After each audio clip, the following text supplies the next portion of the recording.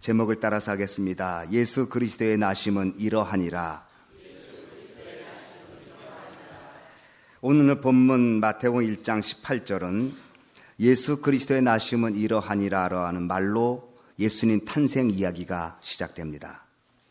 이것은 예수님의 탄생 이야기가 역사적 실제 그리고 분명한 사건인 것을 말씀하기 위해서 예수 그리스도의 나심은 이러하다고 말씀하고 있습니다. 예수님의 탄생은 그 사건, 그것이 신화나 어떤 종교를 만들어내는 지어낸 이야기가 아니고 이 땅에서 구현된 역사적 실체 사건인 것을 분명히 말씀하고 있습니다. 하나님이 인간의 역사 속에 개입하셔서 인간 구원에 대해 역사를 이루시는 사건인 것을 말씀하고 있는 것입니다. 하나님은 역사 속에서 이루어지는 사건을 통해서 하나님의 섭리와 인도하심을 인간들에게 깨닫게 하십니다. 하나님은 역사 속에서 사건들을 일으키시고 그 사건 속에서 하나님의 살아계심과 구원하심을 보여주고 있습니다. 성경은 이러한 이야기들로 가득하고 있습니다. 성경의 역사를 그래서 세상 역사로 말하지 않고 구속의 역사라고, 구속사라고 부릅니다. 많은 사건들이 단순히 역사적 사건으로 끝나는 게 아니라 그 사건 속에서 역사하시는 하나님의 구원의 손길을 보여주며 인류 구원을 위한 하나님의 계획을 보여주고 있기 까닭에 성경을 가리켜 구원의 역사책이라고 말하고 있습니다. 단순히 이스라엘의 역사책이 아니고 단순히 이스라엘의 이야기가 아니고 그 역사 속에서 도도히 흐르는 하나님의 구원의 손길을 보여주고 있기 까닭에 성경 역사는 구속 역사라고 부릅니다. 출애굽 사건이 그렇습니다. 십자가의 사건이 대표적으로 그렇습니다. 이 놀라운 역사적 사건 속에 일어난 이 일들이 가장 놀라운 사건 중에 하나가 하나님께서 이 땅에 육신을 입고 오신 성육신 사건이라는 것입니다. 영이신 하나님이, 절대적이신 하나님이, 거룩하신 하나님이 이 땅에 인간의 모양으로 오셨던 이 사건, 이것이 바로 성육신 사건이요, 이것이 바로 요한복음 1장 14절에 말씀이 육신되어 우리 가운데 거하심에 우리가 그의 영광을 보니 아버지의 독생자 영광이요 은혜와 진리가 충만하다고 말하고 있습니다. 그러므로 예수님이 이 땅에 태어나신 탄생 사건은 한 위인의 탄생의 이야기가 아니라 하나님께서 이 역사 속에 개입하시고 오신 사건, 하나님께서 인간들과 함께 더불어 계신 사건, 그것을 곧 임마누엘, 하나님이 우리와 함께한다는 임마누엘 사건인 것입니다. 예수님의 탄생 사건은 동시에 하나님의 계시의 사건입니다. 계시라는 것은 하나님이 자신을 보여준 것을 계시라고 합니다. 사람은 죄가 많고 상대적이고 사람은 무지해서 하나님을 볼 수가 없기에 하나님이 당신을 우리에게 직접 드러내신 것, 이것을 신학적으로 계시라고 말하는데 예수 그리스도 그분이 하나님을 보여준 계시라는 것입니다. 그러므로 예수님 말씀하시길 나를 본 자는 아버지를 보았다. 나와 아버지는 하나이라고 주님이 말씀하고 있는 것입니다. 예수님이 이 땅에 태어난 사건은 예언의 성취입니다. 약속의 기다림에 대한 성취입니다.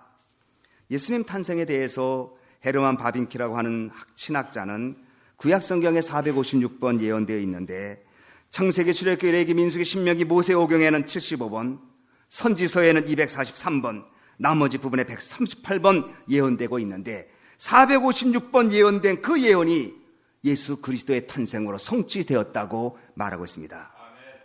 마태복음 1장 23절 말씀에 보라 처녀가 잉태하여 아들을 낳을 것이요 그 이름을 임마누엘이라 하리라 하셨으니 이를 번역한 즉 하나님이 우리와 함께 계시다 함이라. 하나님은 이 땅의 역사 속에 구체적으로 개입하셨습니다.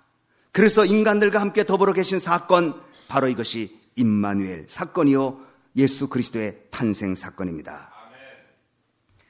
임마누엘 사건, 예수님의 탄생 사건, 그리고 더 하나가 하나님이 구원의 역사 속에 이루어지는 역사 속에 일어나는 사건들 속에는 반드시 하나님이 사람들을 들어 쓰셨습니다.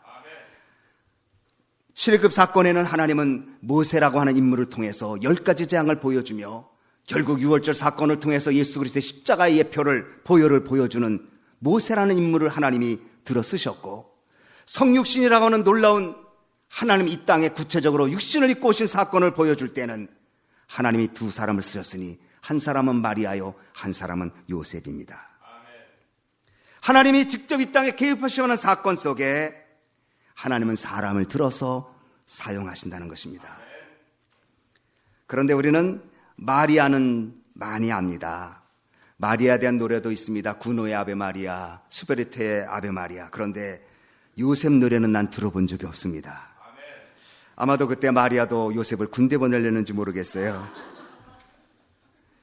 예수님 탄생 이야기에서 소홀히 되고 있는 부분이 있다면 요셉 이야기입니다.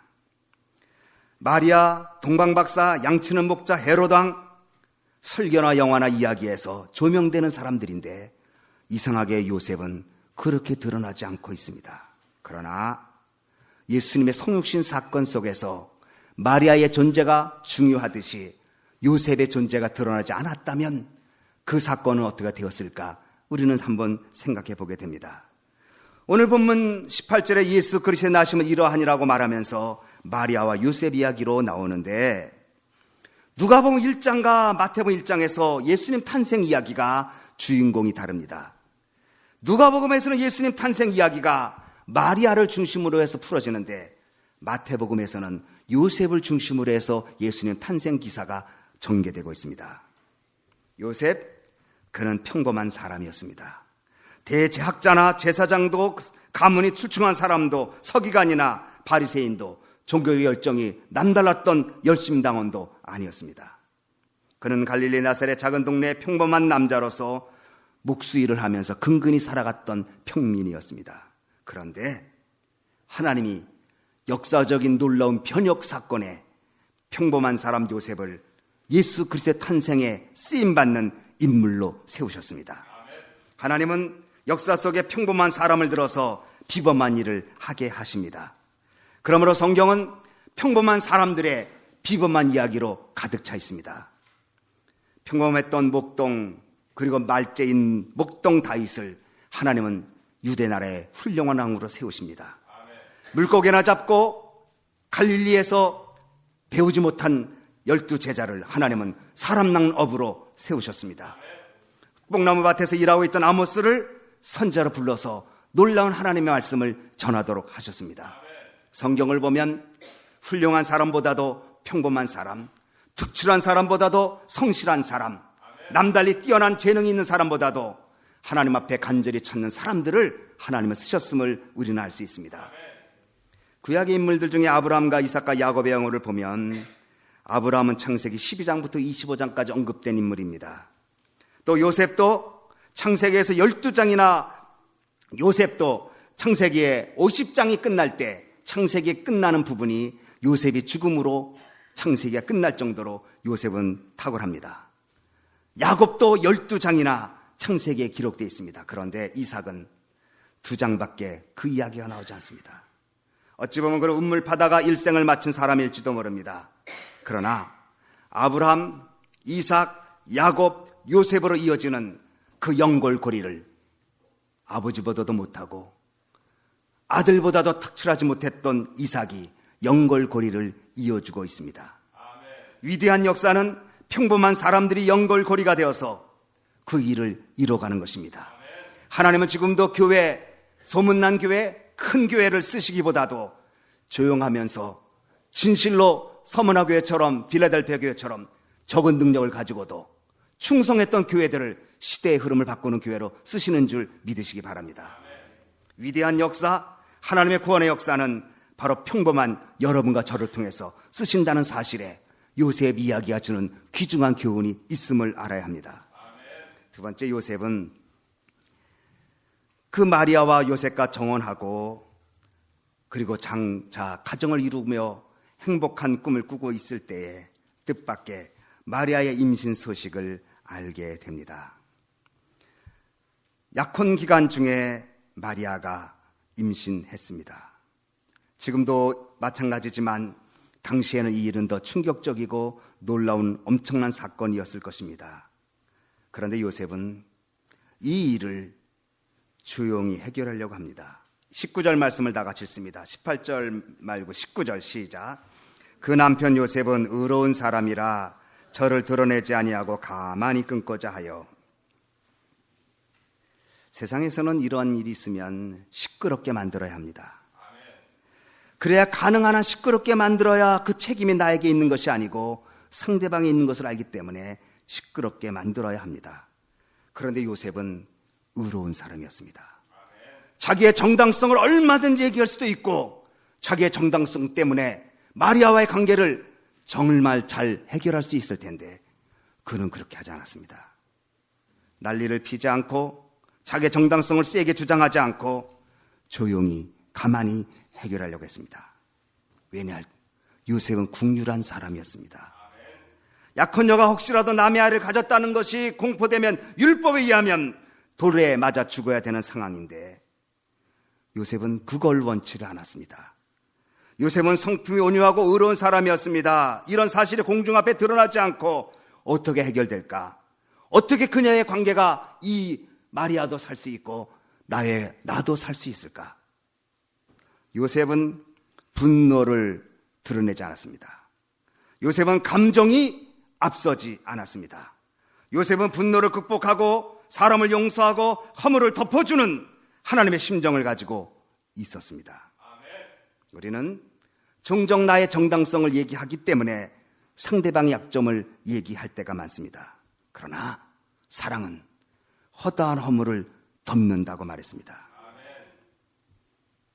만약에 요셉이 감정으로만 처리했다면 아마 요셉 이야기가 시원치 않았을지 모릅니다.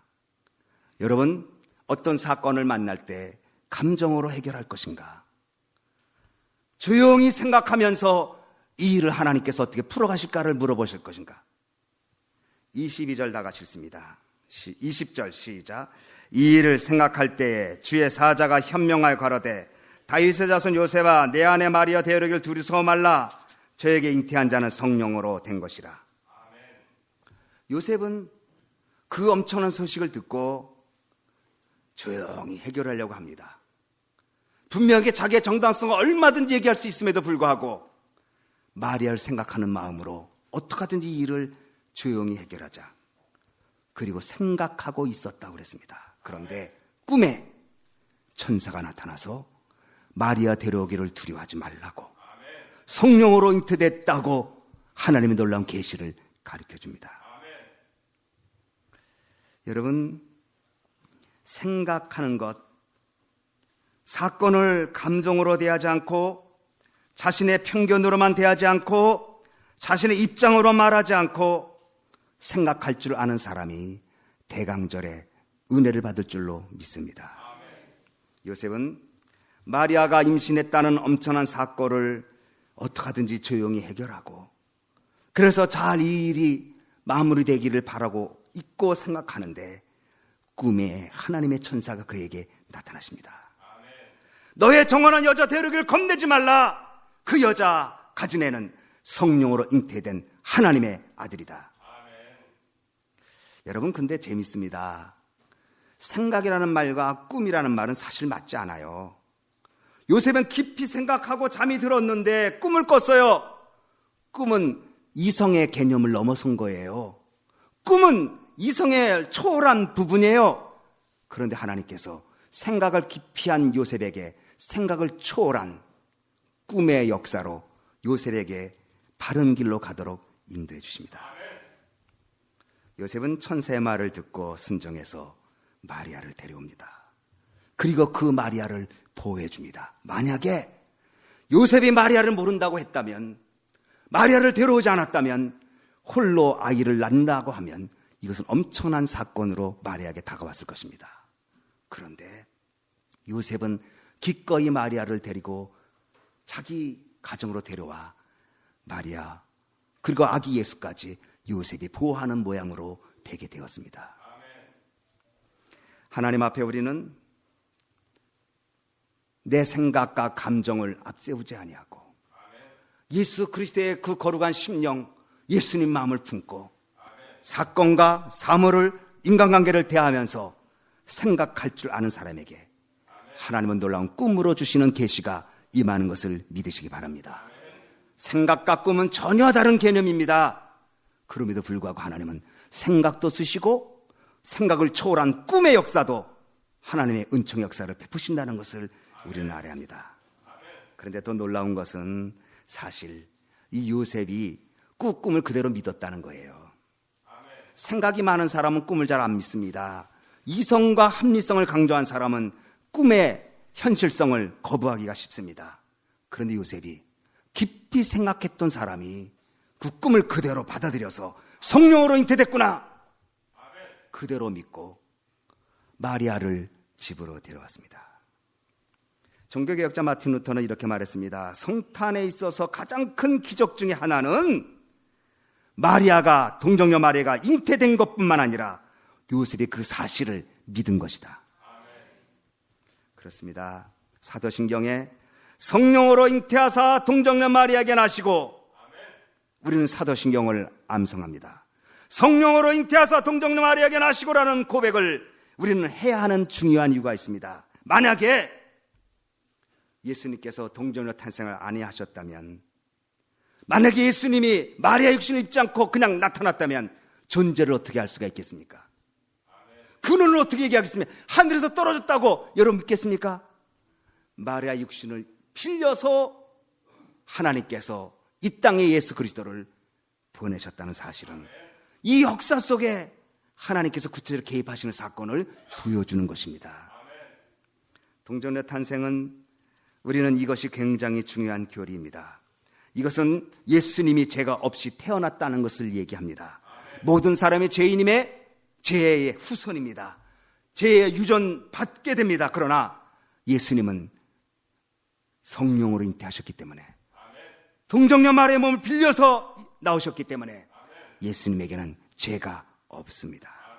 죄 없는 사람이 죄를 용서할 수 있고, 죄 없는 예수님이 십자가를 질 수가 있고, 죄 없는 예수님이 부활하실 수가 있고, 죄 없는 예수님이 죽음을 이길 수 있다는 사실을 동정녀 탄생에 근거한다는 것을 우리는 알아야 합니다. 하나님은 무엇이나 하실 수 있습니다. 천사가 말했듯이 하나님의 모든 말씀은 대저 능치 못함이 없습니다. 하나님의 신비로운 방법으로 내 이성과 논리로는 판단지 않을지라도 하나님께서 성령으로 말미암아 동정녀 마리아의 몸을 빌려 이 땅에 예수님을 보내셨다고 말씀하시면 그 말씀이 진리인 줄 우리는 믿고 받아야 하는 것입니다. 예수님 죄 없이 이 땅에 오셨습니다. 히브리서 4장 15절에 우리와 같이 시험을 받은 자로 돼 죄는 없으시니라. 요셉 실로 그는 하나님을 경외하고 순종한 자였습니다. 그래서 마리아를 통해서 하나님의 아들이 이 땅에, 이 역사 속에 임재하신 임마누엘 사건의 목격자가 되었고, 그리고 그 배후에 쓰임받는 하나님의 사람이 되었습니다. 때가 되어 예수님이 탄생합니다. 누가복음에 구체적으로 예수님의 탄생 이야기를 사간이 없어서 말구에 태어나는 이야기를 기록하고 있지만 본문은 태어난 이야기만 하고 있습니다. 태어나서 이름을 질 때에 예수라라. 모든 사람의 죄를 구원하시는 예수, 예수님의 이름을 짓습니다. 성경에 보면 하나님이 친히 이름을 져준 사람들이 있습니다. 아담의 이름을 져줬습니다. 아브라함이 아브라함의 이름을 져줬습니다. 사레를 사라로 져줬습니다. 야곱을 이스라엘로 져주었습니다. 하나님이 이름을 져주실 때는 이름의 뜻이 있고 그를 통해서 이루고자 하시는 뜻을 이름을 통해서 알려주시는 것입니다. 예수님이라고 저라고 했습니다. 예수라, 만민의 죄를 구원하실 분이다. 그 예수님 우리는 지금 기다리고 있습니다. 대강절 마지막 주간입니다. 어떤 자세를 기다려야 할까요? 요셉 같은 마음으로 기다려야 합니다. 예수님 탄생을 사랑이라고 우리는 얘기합니다. 하나님은 사랑이시라고 말씀합니다. 우리는 하나님을 본 적이 없지만 예수 그리스도 그분을 통해서 하나님을 알게 되고 하나님의 사랑을 깨닫게 됩니다. 이 성탄의 기쁨을 기다리는 우리들, 바로 우리 속에 사랑이 있는가를 물어보시기 바랍니다. 정말 나는 요셉처럼 어떤 일들이 생길 때 조용히 해결하려고 기도하는가? 어떤 인간관계가 생길 때 하나님께 물어보고 생각하는가? 그리고 참아주고 용납하고 받아줄 수 있는가? 이것이 대강절을 기다리는 우리의 마음이 되어야 할 것입니다. 바로 성탄, 오는 주일 성탄엔 예수 그리스도 그분이 임마누엘로 이 땅에 오신 사건, 바로 그 임마누엘을 기다리는 우리들은 요셉 같은 마음으로, 하나님을 사랑하는 마음으로 한 주간을 승리하는 여러분 되시길 주님의 이름으로 축복합니다. 기도하겠습니다. 우리 한번 통성으로 기도할 때, 주님, 예수님의 탄생 사건이 역사적 사건이고 실제이고, 아기 예수님께서 마리아의 몸을 빌려 이 땅에 오셨을 때에 묵묵히 그 뒤를 돌봤던 요셉의 순종, 그리고 요셉의 그 기이한 의로운 마음, 그리고 그의 경건함을 배울 수 있도록 해달라고 우리 한번 다 같이 기도하지 않겠습니까? 우리 한번 다 같이 통성으로 주님 대강절에 이러한 마음을 품고 주님을 기다리게 해달라고 우리 다 같이 한번 통성으로 기도하겠습니다. 하나님 아버지, 예수님의 탄생을 기다리는 대강절 마지막 주일입니다. 예수님의 탄생은 신화나 허구나 지어낸 이야기가 아니고 이 땅에 구체적으로 실현된 하나님의 구원의 사건, 역사인 것을 우리는 믿고 고백할 때에 그 엄청난 사건 뒤에 마리아와 요셉이라고 하는 평범한 인물을 들어서 하나님이 놀랍게 쓰신 것을 기억합니다.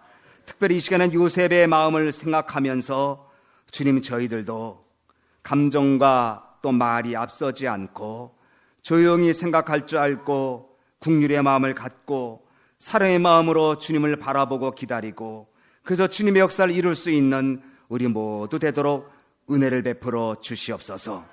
그래서 가정에도 교회에도 사업토에도 우리 공동체 위에도 하나님의 은혜가 넘쳐나게 하옵소서. 예수님의 이름으로 기도하옵나이다. 아멘.